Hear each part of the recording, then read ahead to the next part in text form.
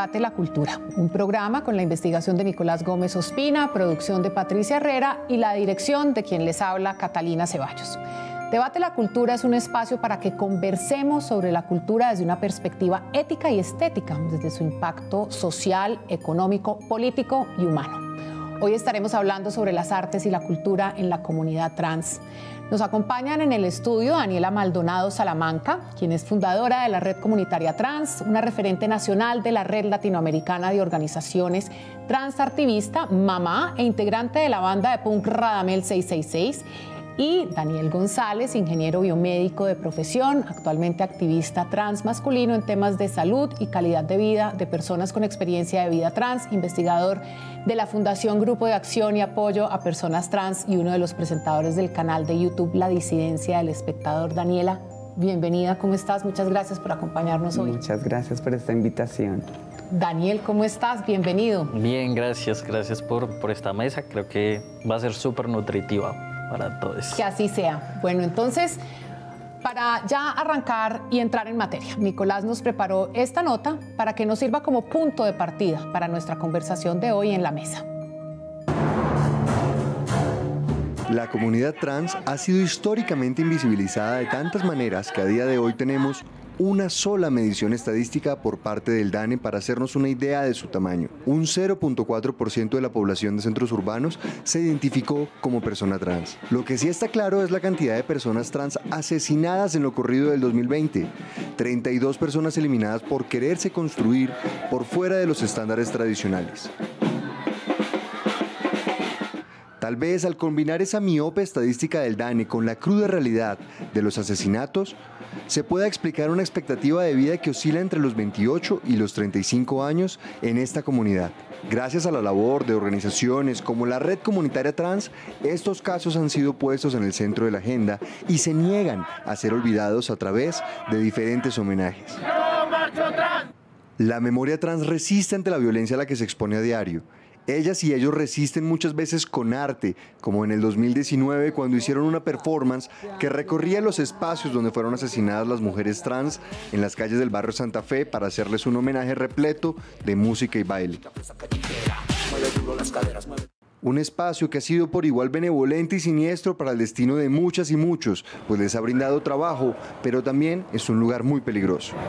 Este arte que se crea con manos, cuerpos y experiencias de vida particulares podría encontrar un espacio que le ha sido negado en los circuitos tradicionales de la cultura, como los museos, mercados de arte y galerías. La invisibilización y patriarcalización del arte ha resultado en la perpetuidad de muchas prácticas violentas que tenemos internalizadas. Quizás, si se abrieran estos espacios medio fósiles y medio muertos, puedan enriquecerse de nuevas formas de entender el arte, en especial ahora que necesitamos tanto de la expresión de la memoria.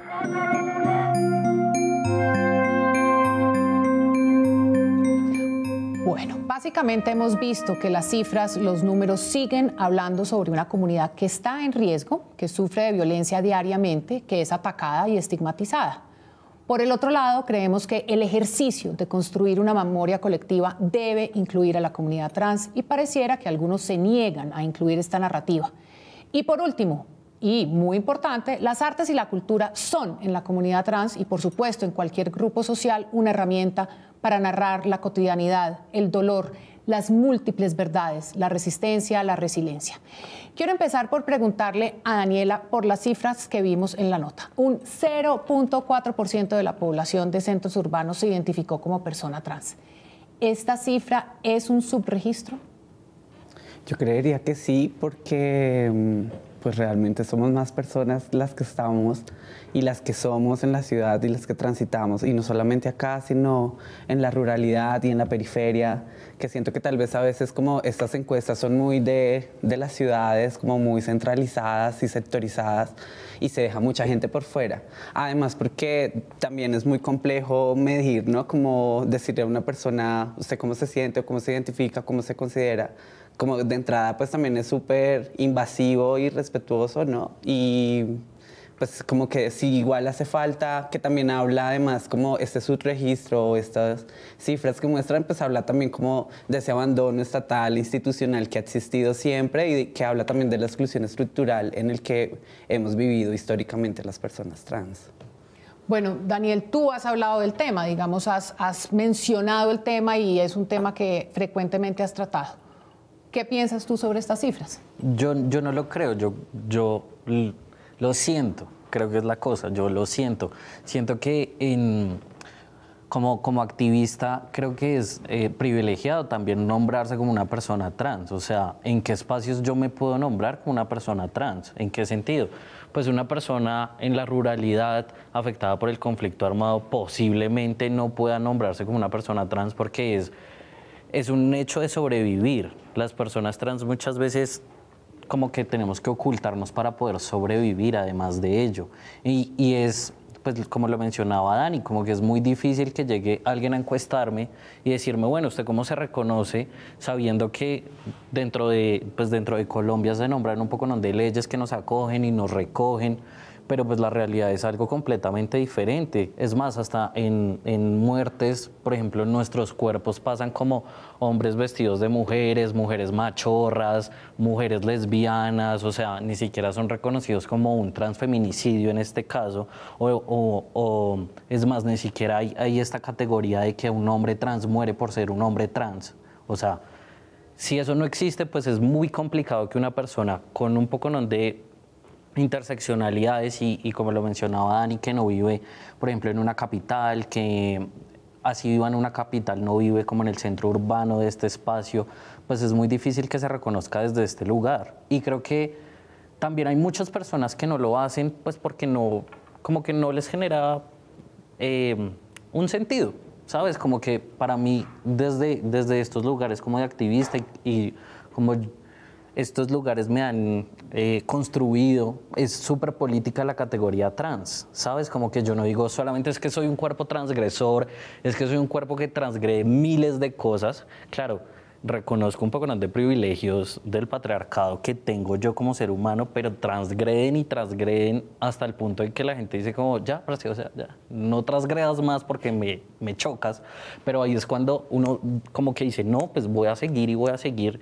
Y creo que eso hace la cultura de lo trans, como politizar y transgreder y como crear estos espacios que como que le huelen la cabeza a muchas personas. Entonces yo digo, pues no todo el mundo como que se siente en la comunidad, en la comodidad de nombrarse como una persona trans. Y es, pues listo, muy bonito el censo, ¿para qué? Uno agradece la cifra, pero ¿qué consecuencias trae que yo me nombre como trans? Como después usted se va, me hace la encuesta y eso qué consecuencias trae en mi entorno. ¿Por qué? Porque muchas personas con experiencias de vida trans, nuestras familias nos apoyan en un apoyo bien... ¿Me toca? Sí, pero pues papito, hágalo, pero usted sabe, o sea, tiene que ser juicioso, no se meta con la ley, sea un hombrecito. Y entonces hay como que yo creo que ahí recae la estigmatización y el estereotipo de que nosotros transitamos porque, por ejemplo, como que a los hombres trans solo les gustan las mujeres cis además. O sea, no hay una posibilidad tampoco de ser como que transito, pero igual llega a unos límites totales. Entonces, ¿qué trae eso? Como con el hecho de, o sea, politizar lo trans, nombrarme como trans, ¿qué trae como consecuencias? Porque eso no es solamente decir, sí, yo soy una persona trans y ya. Y creo que eso lo muestran las cifras también. El hecho de 32 muertes en el 2020, pero solo se nombra una, que es la de Alejandra, la de Alejandra. Pero además, ¿por qué se nombra? Porque es que... en la capital. Exacto, o sea, claro, fue en la capital, en este caso la red de organizaciones sociales hacen una bulla para que se nombre, o sea, no es que la alcaldía diga, oiga, sí, se murió la trans. Y la reconocimos. Sí, y además la reconocemos como mujer, no. O sea, eso tiene como un fondo que, pues que es solo, diría el carnaval, quien lo vive es quien lo goza, entonces solo quien se da esa lucha es quien reconoce realmente como, oiga, sí, es la trans que murió, pero pues a la final, ¿dónde quedan estas 31 personas? O sea, el resto no aparecen porque organizaciones pues las nombramos. Pero una lo cosa, otro- lo otro dime. que quería como decir, pues que es muy difícil y peligroso hacer un censo también de ese tipo. O sea, yo siento que para hacer algo así tiene que ser muy bien pensado y muy bien estructurado, porque pues lastimosamente estamos en un país donde el sistema educativo es muy precario y pues las personas trans, no sé, pensando en las periferias o en otras regiones, no cuentan con una educación donde hable de la sexualidad, de la genitalidad, de las orientaciones sexuales, la diferencia que es con la identidad de género, ¿sabes? Como de temas que son tan relevantes para uno decir y determinar como, oh, tal vez yo soy una persona trans, ¿sabes? Como en esos procesos de inquietud, cuando uno está en transición y pensar, reconocerse como trans en los territorios pues es bastante difícil. Primero porque además lo trans también es como una gran sombrilla que abarca muchísimas cosas adentro, muchas experiencias de vida distintas en cómo se transita y en cómo se vive el transitar. Entonces como que es súper complejo y además peligroso también porque tú no puedes llegar, no sé, como, no sé, el señor Dani allá, como, ay, tienes cara de trans, ¿sabes? Y te chulea como, y te mete a la encuesta, así no sea así, ¿sabes? Porque eso tiene que ver mucho con la percepción, pero además acá como también hay unas ideas tan locas entre lo que es sexo, género, identidad de género, ¿sabes? Como que eso en la gente, ¿sabes? Como si le estuviera hablando en mandarín de esos temas. Entonces yo siento que es muy complejo y peligroso, y lo otro es que además pues que también es ilógico decir que es el 0,4% cuando hace poco la alcaldesa Claudia decía, no sé, estaban como en algo que hablaba de violencia policial y decía que el 8% de la violencia policial era cometida a personas trans. Entonces como que habla de una cifra exacerbada de violencia contra un grupo hiperminorizado. Y lo otro que también era importante decir era que, por ejemplo, 32 crímenes de odio a personas trans, pues habla de cómo un grupo tan minorizado tiene tanta, o sea, este exterminio que hay sobre lo trans. Entonces, pues realmente es una cifra peligrosa que yo creo que hay que revisar con lupa. O sea, sí es necesario saber dónde estamos y quiénes somos, pero eso tiene que hacerse de otra forma, no así como bajo... Yo los oigo hablar y estaba pensando en algo, es un poco como hacen los punks, que es como bajo cuerda. Vamos en contra del establecimiento y hablamos en contra del statement y lo establecido a través del punk, pero pues ahí no hay flyers ni nada, uno llega a la fiesta. Entonces siento que es un poco también esa manera es mejor de bajito bajo cuerda. Y sobre todo pienso, y no lo tenía presente, y me encanta que lo traigan a la mesa, el tema de lo que puede suceder en la ruralidad. Y finalmente todo termina en que la política pública no está diseñada para tener unas cifras que además sean protectoras de una comunidad, sino que son unas cifras que están metiendo allí, pero todavía no están construidas realmente de una manera que de verdad sirvan para el desarrollo y protección de la comunidad. Claro, total. Y además... Claro que lo otro también es súper peligroso, es que no se sabe qué es peor, porque uno también estar por fuera es no tener acceso a derechos, es estar en una exclusión estructural, que es lo que pasa históricamente con las personas trans, es no tener acceso a capital, a ningún tipo de capital. Entonces, y es por estar, ¿no? Como de agache siempre. Entonces, no sé, las personas trans para el Estado, pues estamos en un limbo jurídico donde no somos hombres o no somos mujeres, nos podemos poner F o M en la casilla y cambiarnos el nombre, pero eso no garantiza ni arregla la vida de las personas trans, la calidad de vida y el bienestar que pues deberíamos tener todos como un derecho universal. Entonces, lo que hace es ahondar unas situaciones aún más de violencia, por ejemplo, de clandestinidad, de violencia, de pobreza, sí, de condiciones indignas donde las personas trans tenemos que vivir. Y luego, por el otro lado, está el reconocerme, ¿no? Que también es nombrado como un privilegio en una ciudad, reconocerme como trans, un privilegio, guiño, guiño. Claro, sí. Que luego, pues, luego acá en la ciudad lo puedo reconocer, pero pasa que en la ruralidad no, en otras regiones de Colombia no sucede, o en la escuela misma, ¿no? En el colegio, en la universidad. Eso tiene una serie de implicaciones, ¿no? De no sentirme que estoy en un espacio seguro que respeta mi identidad y mi autonomía. Entonces ¿Creen ustedes que las artes y la cultura de pronto sirven para formar a la ciudadanía en un pensamiento crítico con respecto a esto que están mencionando acá? Creo que es más como sirve para deformar como todos esos pensamientos. A mí me gusta más como esta cosa. Hay una feminista boliviana que se llama María Galindo, que es una mujer increíble, poderosa, que habla de lo decolonial, y ella dice que el arte pues también es un invento del colonialismo, ¿no? Y es como para apropiarse que lo que existe es la creación, la creatividad y la imaginación. Entonces, ¿qué hace pues este sistema colonial y patriarcal? Cogerlo, llamarlo arte y arrebatárselo a toda la humanidad y decir, esto es para el goce y el disfrute solo de unos pocos. Y el resto se queda por fuera de eso, ¿no? Que además es una cosa que nos atraviesa de todas las formas a todo el mundo. Entonces, pensando en esa cosa de colonial, y uno piensa ahora como, wow, hasta el arte mismo a veces, pues el arte es clasista, es burocrático, es machista, es elitista. Sí, o sea, tiene una cantidad de cosas que uno, pues yo nunca me imaginaba ni denominarme artista o decir que lo que yo hacía era arte, ¿sabes? Como estaba lejos de pensar en eso. Siempre me imaginé el arte como una cosa de un museo, allá, lejos, cuadriculada, de la que si uno tenía acceso al museo era con el vigilante detrás a ver qué cuadro uno se iba a llevar, no sé. O sea, con esa idea criminalizante de las personas trans. Entonces, acceder al arte, pues, pasa como lo mismo que la educación. No es como, no sé, lo que uno piensa que podría ser, como una opción. Entonces, bajar el arte, coger esto que llaman arte, que es imaginación y creatividad, y darle como este sentido popular, callejero, guarro, ñero, visajoso, ¿sabes? Como que empieza a tomar otro sentido,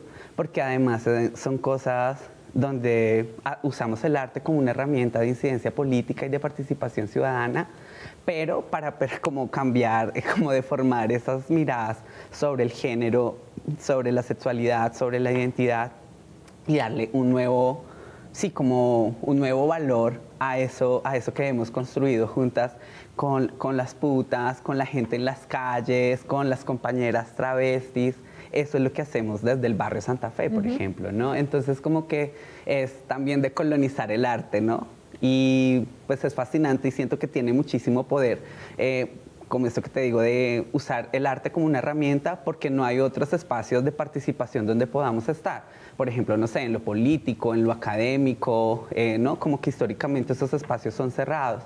Y como las personas, hasta el mismo movimiento LGBT, o como este movimiento LGBT, uno también como que tampoco es que está como tan adentro, activo, participando. ¿Algo pasó una vez en un desfile de la red? No, ha pasado 10.000 cosas con el movimiento LGBT en general.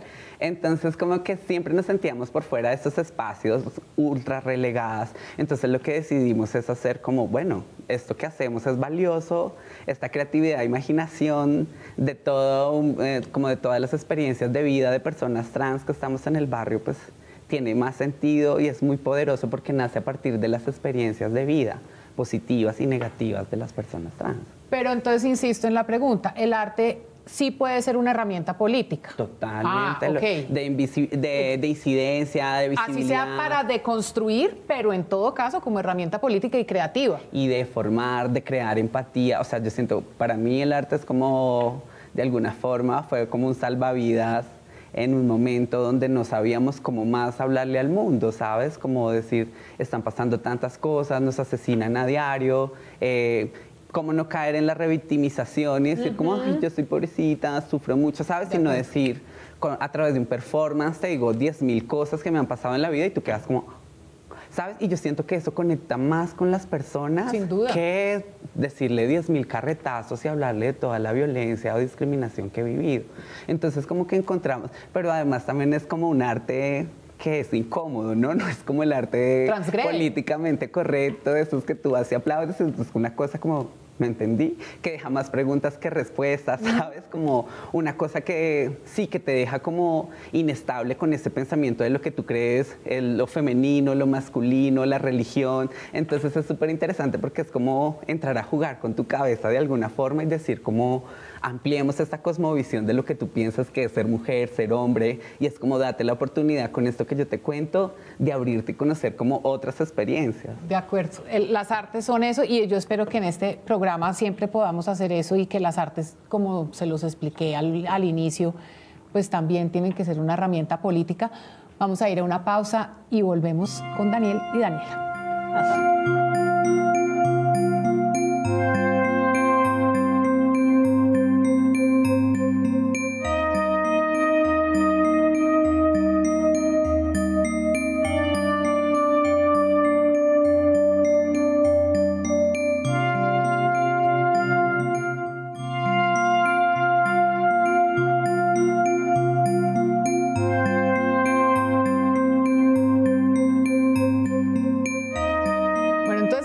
al tema de debate de esta mesa, que es el arte y la cultura. Y a propósito de lo que nos estaba diciendo Daniela, es muy importante esos espacios en donde puede haber una instalación, un performance, una puesta en escena, una expresión artística. Y sobre eso vamos a ver qué nos dice Delfina Martínez, gestora cultural, activista, fundadora de la agrupación Artivismo La Contracultural, curadora y creadora de la Semana del Arte Trans de Montevideo, y le preguntamos precisamente sobre estos espacios, la necesidad de que existan dentro del circuito de las artes. No solamente se pensó en realizar algo que sea lindo o que tenga una cuestión propia de un festival, sino que también la parte social, porque lo que nos interesó desde un principio siempre fue que esto que tenga mucha participación, obviamente, de personas trans como artistas, pero también poder acercar a las personas trans que generalmente no acceden a estos espacios porque no los sienten como propios, porque sienten que en esos espacios obviamente van a ser discriminadas, o que el trato va a ser no muy bueno, o que siempre las miradas, las risas por detrás.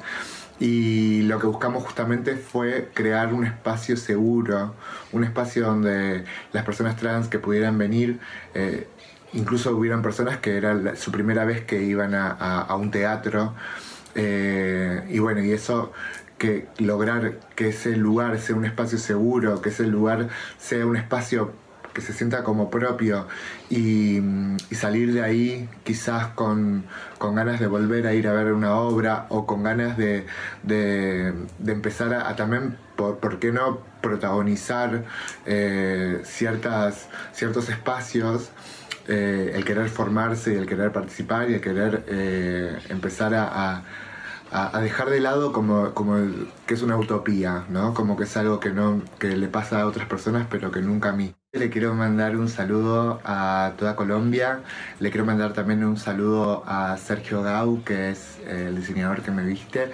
y a Nicolás y Catalina de Mesa Capital. Un beso enorme. Daniel, desde tu mirada como periodista y activista, ¿consideras que estos espacios son necesarios? ¿Por qué? Bueno, yo no soy periodista. Bueno. Ese es algo que yo no sé por qué se me ha dado de pronto. Yo tampoco, aunque no lo creas. Pero yo creo que son necesarios porque la misma cultura nos los quitó, ¿sabes? Como que por el hecho de ser tal vez no parte de este sistema heterosexual, cissexista, binario, como no cumplir estos roles que quién sabe quién impuso en algún momento de la vida, como que la misma sociedad y el mundo nos dice: usted no puede pertenecer a este espacio no es suyo, usted debe quedarse como en la periferia, en lo por allá, en lo escondido, en lo que nadie desea. Y yo creo que son como lugares que hemos recuperado, ¿sabes? Como lo que en algún momento hablábamos, como es el hecho de que una persona trans esté allí, como que rompe. Claro, también tenemos que mirar estos lugares de poder, como en qué lugar está la persona trans, porque si como que si va a estar limitada a las normas y a los espacios. Pregunta ahí, justamente sobre eso. ¿Qué es mejor entonces? ¿Entrar a participar activamente de un circuito de estos, o que se abran exclusivamente circuitos para? Es decir, convocatoria IDARTES, convocatoria Ministerio de Cultura, convocatoria Museo Nacional, vamos a hacer una exposición dirigida a, o es mejor, ¿cuál sería el mejor escenario en ese caso?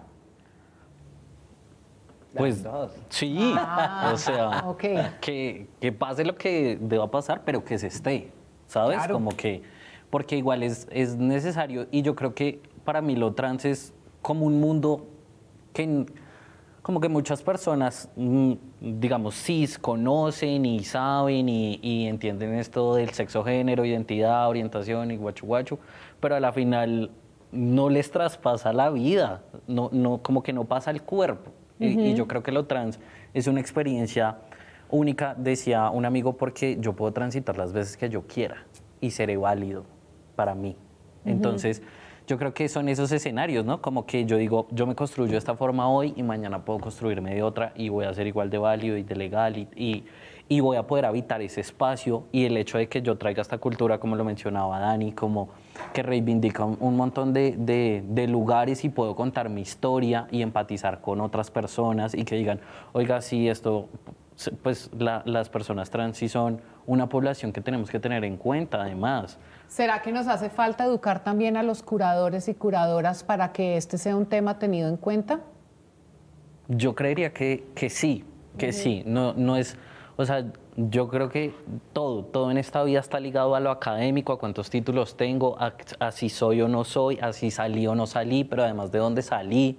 Y el hecho de que Daniela en un momento se nombre como curadora sin ningún título, entonces lo hace menos por no tener, o sea, hace menos esta curaduría por no tener un título. Entonces yo digo como, no me basta, o sea, para mí en lo personal no me basta que yo tenga un cartón que me diga, sí, puedes curar. Como no eres periodista. Exacto, no soy periodista. De hecho, yo ahorita estoy en un proceso donde voy a ser curadora del Parche, la residencia Sí, artística. conozco muy bien. Entonces, pues es increíble porque en Colombia no hay personas trans en estos procesos. Entonces es increíble que esto suceda. Y que además... ¿Y podemos hablar qué vas a hacer allí? ¿Qué tienes previsto hacer? No, pues yo ¿O creo muy que otra. sorpresa? Yo creo que es un poco, va a haber laboratorios y acercamientos con el barrio, como a vivir más el barrio Santa Fe, y el proceso de tener una residencia artística en este espacio. Y pues bueno, yo creo que digamos que mucho de lo que he hecho en la red comunitaria trans, pues me ha servido de experiencia para poder pensar en un trabajo increíble, sobre todo también con una visión feminista, que me parece interesante, transfeminista, ¿no? Con una visión transfeminista en los procesos con mujeres trans, trabajadoras sexuales del barrio Santa Fe. Ok, muy bien. Entonces, estábamos hablando de la necesidad de esos circuitos. Entonces, quedamos, y la conclusión a la que llegamos es que, en efecto, necesitamos que estén de las dos maneras. O desde el curador que sabe y entiende y construye una idea pensando desde lo trans, o abierto a todo el mundo y no importa y participar, ¿cierto? Lo otro es que también desde la academia misma, o sea, como hay una visión, por ejemplo, no sé, de quien estudia arte, también como muy alejada de estas experiencias que finalmente pues uno tiene que atravesarlas o vivirlas o experimentarlas, y a veces como desde esta visión alejada o también como esta mirada exotizante o pornográfica o amarillista sobre, o patologizante o criminalizante, ¿sabes? Como estas visiones a veces lo que hace es pues poner en situación de desventaja a las poblaciones trans, por ejemplo. Y como también ha habido procesos donde las personas, no sé, profesionales en procesos de formación van a la red comunitaria trans y luego se dan cuenta que no es una forma, o sea, como que no van a llevar conocimientos, sino van a aprender un resto de la población. Que yo siento que eso también es interesante en ese ejercicio de cuando alguien es consciente de sus privilegios y de sus saberes y de sus aprendizajes, cómo los transforma en un puente para que personas que no han tenido los mismos accesos a capitales educativos pues se puedan formar, pero al mismo tiempo también aprende sobre temas de ética y estética en el arte. Entonces como que es maravilloso esa sinergia que se crea en un espacio comunitario, callejero, barrial, ¿no? Se convierte como en un centro de pensar, de construcción de pensar y de saber, donde la academia tiene oportunidad y también las poblaciones. Y yo siento que pues, en general a la academia le hace falta esa visión más real y tangible sobre hacer ¿Menos libro? Menos libro y claro, más experiencia. Total. Claro, sin duda, sin duda. Y también bajar como esta cosa del arte como una cosa de élite, de unos pocos, ¿no? En el sentido de que el arte baje al subterráneo, pues yo siento que empieza a tener más sentido. Total. Y lo necesario que es para muchas comunidades ha sido pues una forma, una herramienta de visibilización, de adquirir derechos o por lo menos de ser nombradas y de ser visibles. ¿Sabes? Si no fuera por el arte, tal vez. Pero entonces, no en ese sentido, espacio. La red Bogotá es un privilegio. ¿Qué está pasando entonces? Ahorita lo mencionamos fuera de cámaras.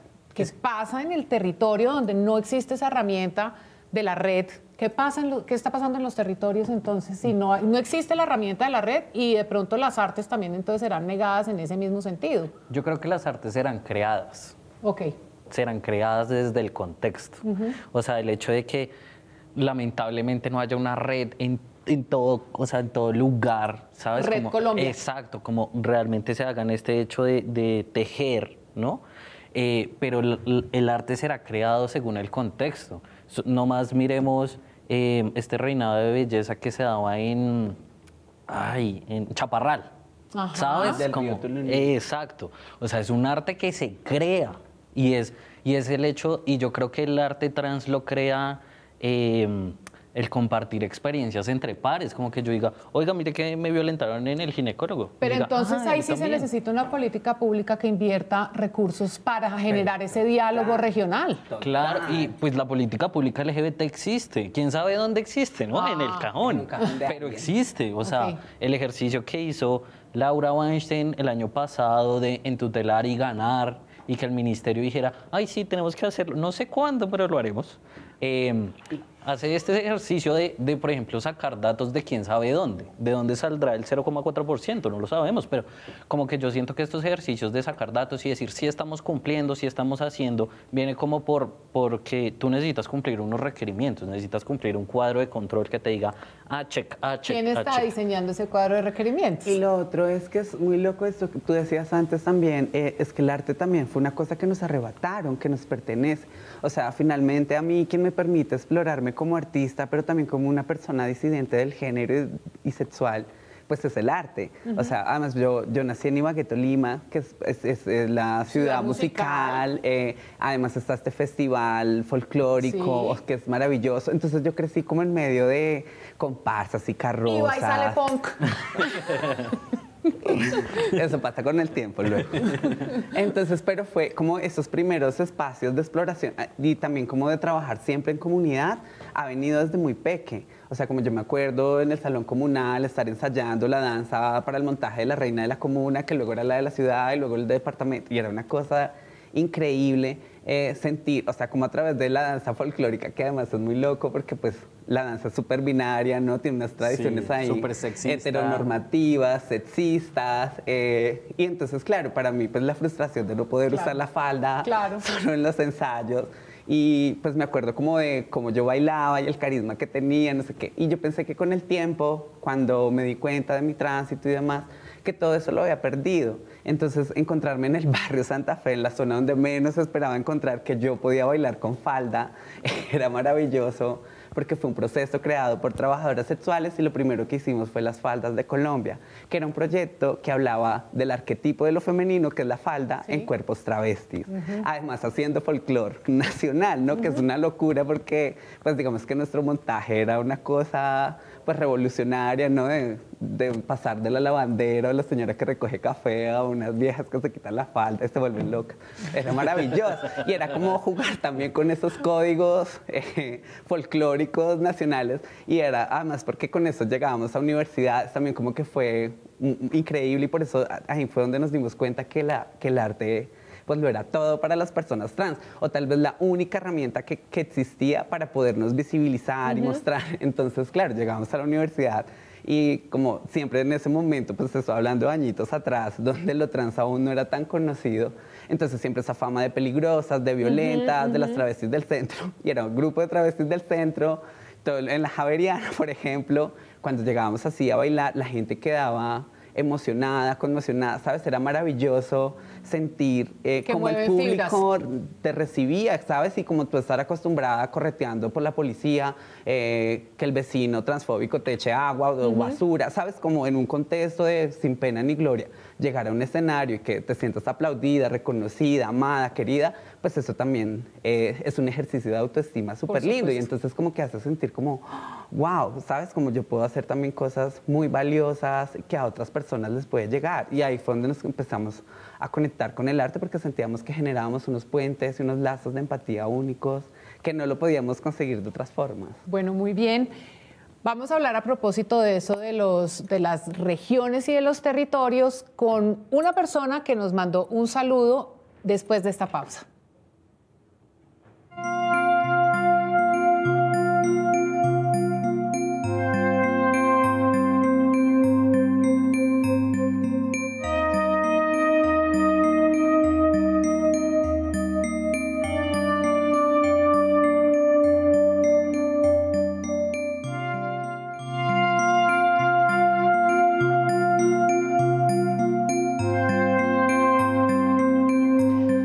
la oportunidad de recibir un saludo de Simone Lapateux, directora de cine colombo-alemana y activista trans, quien nos contó sobre su trabajo en las montañas de Risaralda. Allá desde el Eje Cafetero nos mandó un saludo. Y ahora en este momento Simone es codirectora de la película El susurro del jaguar, que de una vez aprovecho a recomendarles si tienen la oportunidad de verla, que ganó el premio a Mejor Dirección en el FICSI 2018. Veamos lo que nos mandó Simone. Buenos días, aquí les está hablando Simone Lapateux.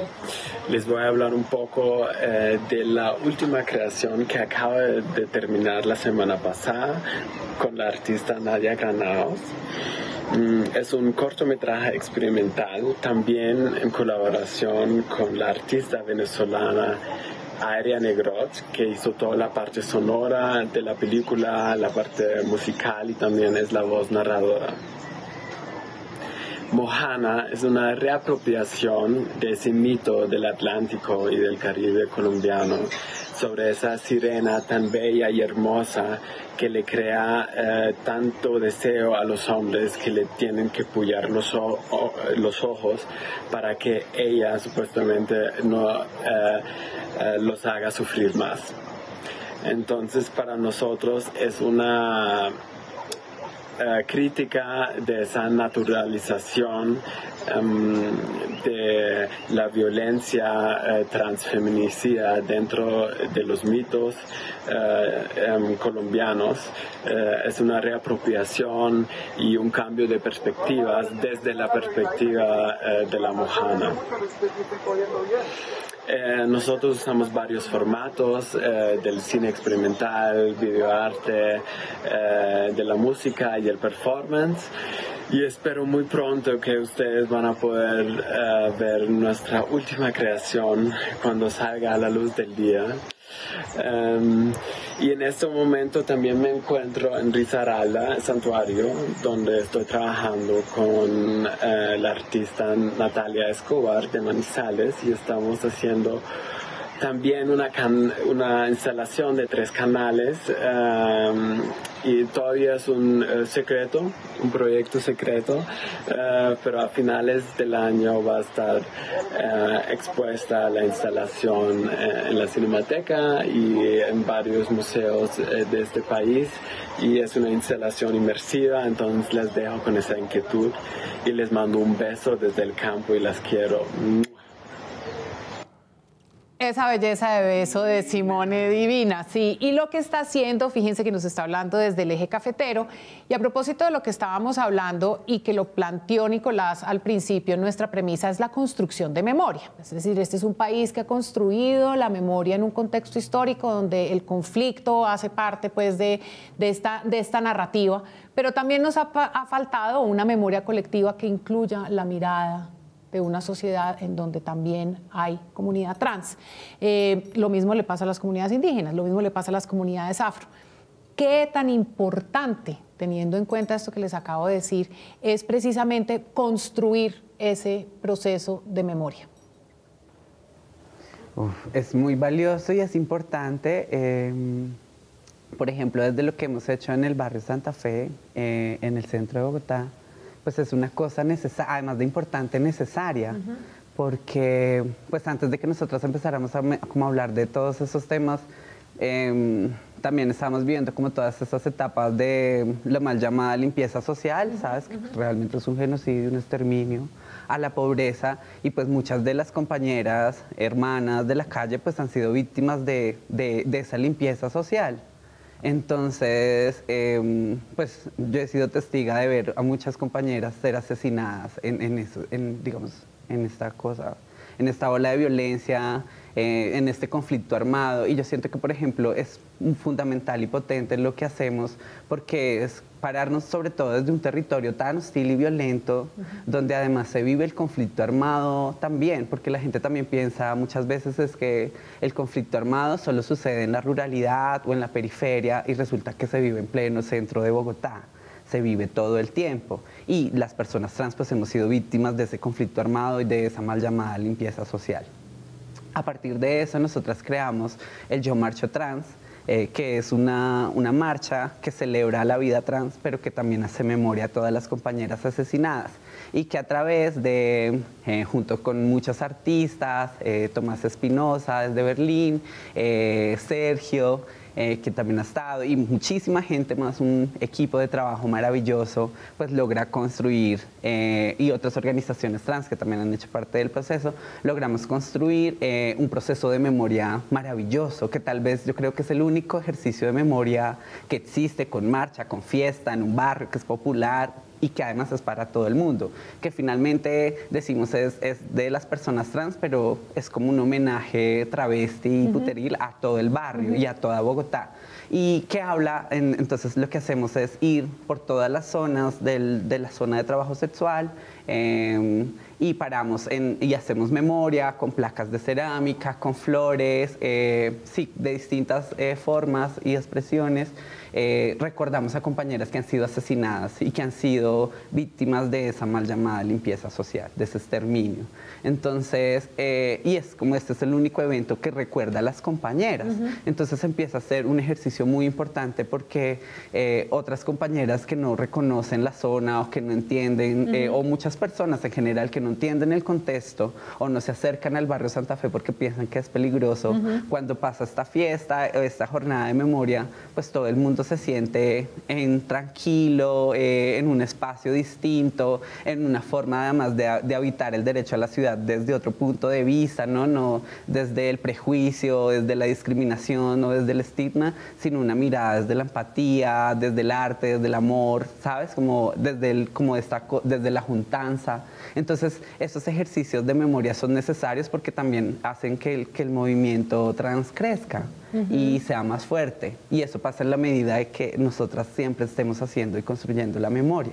Y además porque finalmente pues también es una tarea que nos ha tocado hacer porque pues en la historia pues no nos nombra, ¿sabes? Claro. De ninguna forma. Esta exclusión estructural pues pasa en todo y pues también pasa en nuestra historia y en nuestra memoria. Entonces nosotras pues digamos de alguna forma hemos sido las que nos hemos encargado de construir nuestra propia memoria y nuestra propia historia. Daniel, ¿qué tan importante es entonces? Última pregunta, ya casi nos tenemos que ir, hacer esa memoria. Yo creo que es importante porque siento que pasa como con el conflicto armado. Si uno no hace estos ejercicios de recordar, se va a volver a repetir la historia. Entonces van a seguir matándonos. Hay un término muy lindo que usa un activista transmasculino, se llama Nikita. Él habla del genocidio identitario. Y es esta muerte identitaria, ¿no? Es este que nos matan y nos rematan, y la muerte no solamente pasa por el cuerpo, pasa por el no reconocimiento de mi experiencia, pasa por el no reconocimiento de mi nombre, ni siquiera pasa como por el sistema, literalmente. Y hablamos de un... ¿Pasa por el sistema o deja de pasar por el sistema? Pasa que este reconocimiento no pasa, eso es lo que pasa. Exacto. Sí. Y él habla de este genocidio identitario, y a mí me parece que el ejercicio que hace la red con Yo Marcho Trans no debería quedarse en la capital, no debería quedarse centralizado. Hay muchas personas trans que mueren en Colombia en general y mueren en rincones pues que nadie más conoce, que solamente las personas que viven allí conocen. Desde lo personal y como desde un ejercicio de transmasculinidades, nosotros también buscamos que se reconozca que las transmasculinidades nos matan. O sea, hay un mito, y es que como por ser una masculinidad no te pasa nada, ¿no? Como porque gozas de los privilegios, y hablamos de qué es estos privilegios, de que no te pasa nada, y son unas experiencias completamente diferentes, pero ahí pasan cosas como tal vez que tocan el alma. Y es que en el Yo Marcho Trans del 2019 es la primera vez que se le hace el reconocimiento de la muerte de un hombre trans que murió a manos de la policía, que es Carlos Torres. Y es como si fuera el único hombre trans que muere, pero no es cierto. Las muertes de los hombres trans pasan como mujeres cis, y por eso hablamos de subregistros, ¿sabes? Como que, y aún siendo 2021, la muerte de Carlos nunca se sabe cómo pasa. Por ejemplo, la muerte de Mateo, que es un activista transmasculino del Quindío, que muere haciendo un sancocho comunitario. Y de allí es donde la gente, o bueno, como sí, que es asesinado por ser un líder social comunitario trans. Entonces, allí es donde yo creo que hasta ahorita que he escuchado a Dani, yo creo que hasta las personas trans creamos como nuestra propia academia, ¿sabes? Como que igual estamos allí como comiéndonos el sistema desde adentro. Hackeando el sistema, Exacto, digo yo. Sí. Y son estas personas que se han dado esa lucha académica trans que dicen como, oiga, es necesario la categoría de una transmasculinidad asesinada para que el sistema empiece a caerse por dentro, de verdad. Yo creo que es necesario no solamente por recordar la historia para que nunca más pase, sino porque yo sí creo que hay lideresas y líderes trans que han construido un montón.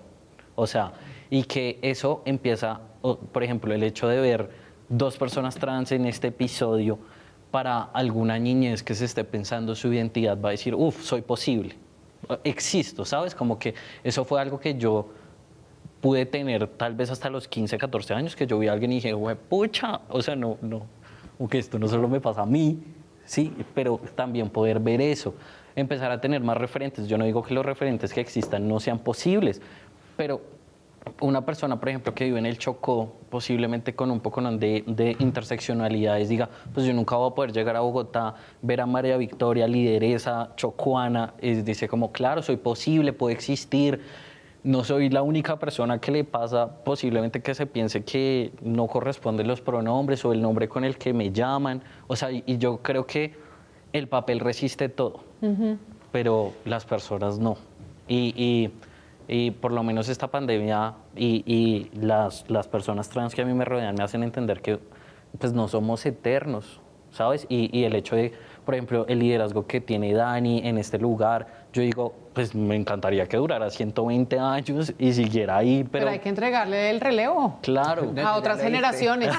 De hecho, ya lo he hecho. Sí, hay que entregar relevos a nuevas generaciones, sin duda. Total. Pero eso es necesario saber de dónde venimos, saber que es que esto no es algo que pasó 2001 y llegaron las personas trans a Colombia a colonizar, no.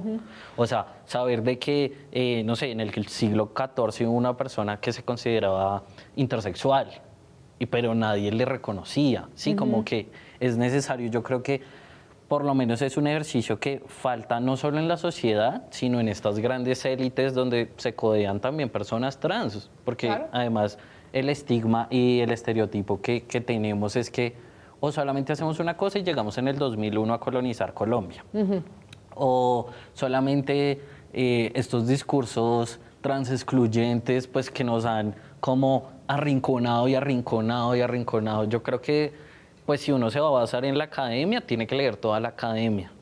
Y yo quería cerrar con algo muy lindo que dice un filósofo trans argentino, se llama Blas, y él dice, no se puede construir nada de nosotros sin nosotros. Somos necesarios.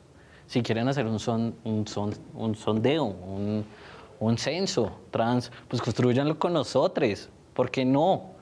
Pero, claro. Sí, no pueden ser personas cisgénero diciendo... No, pues era lo que les decía, la política pública se tiene que construir con. Bueno, entonces nos toca... Y también para eso, también como es necesario la memoria, porque también hay un sistema penal que no, por ejemplo, no reconoce los crímenes de odio a las personas trans. Y siempre los crímenes, casi el 99,9% de los casos quedan en total impunidad. De hecho, solamente en Colombia hay como 2 sentencias reconocidas, pero y los hombres fueron a la cárcel. De resto, nunca ha pasado una investigación, siempre son crímenes pasionales, ¿sabes? Como siempre queda totalmente en la impunidad. Entonces también es una forma, es un minuto de como respirar justicia, no es una forma de hacer justicia cada vez que uno la nombra, cada vez que recuerda a esa compañera que fue asesinada de forma violenta, pues es una forma de honrarla y de decirle como que siguen las luchas de muchas mujeres y que... Y por eso agradezco que hayan venido. De eso se trata, Debate la Cultura, justamente queremos evitar la estigmatización y queremos transgredir también. Concluyo varias cosas. En efecto, las cifras son unos subregistros y es necesario que se diseñen unas políticas públicas a favor de y de poder lograr finalmente un espacio con mayor justicia. Las artes y la cultura serán sí o sí siempre un espacio de resistencia en donde se pueden narrar diferentes verdades desde diferentes miradas y la resiliencia siempre estará allí. Y por supuesto vamos a tener que construir la historia de un país también con los movimientos trans que existan. Muchas gracias, Les Danieles, por haberme acompañado, por empezar nuestro primer capítulo con ustedes. Me siento honrada. Muchas, muchas, muchas gracias. Le tengo una recomendación a quienes nos están viendo. Quisiera que, por favor, quienes no han visto Señorita María, lo hagan. Es el momento para hacer. Dirigida por Rubén Mendoza y lanzada en el año 2017, también ganadora del premio a Mejor Dirección en el FIXI de ese año y profundamente importante para las representaciones diversas de la comunidad trans en el cine y las artes. Y una recomendación a propósito de la muerte del artista pop Sophie, que falleció la semana pasada, y voy a hacer un paréntesis, estaba mirando la luna llena a sus 34 años y que a propósito de lo que el trabajo que hace o que hizo, ha empujado los límites estéticos de la música pop colaborando con artistas como Madonna, Charli XCX. Les recomiendo que vean sus videos en su sitio web, en YouTube, y sin duda mi preferido será siempre Face Shopping. De nuevo, muchas, muchas gracias. Siempre bienvenidos a Debate la Cultura. No, muchas gracias a ustedes por transgredir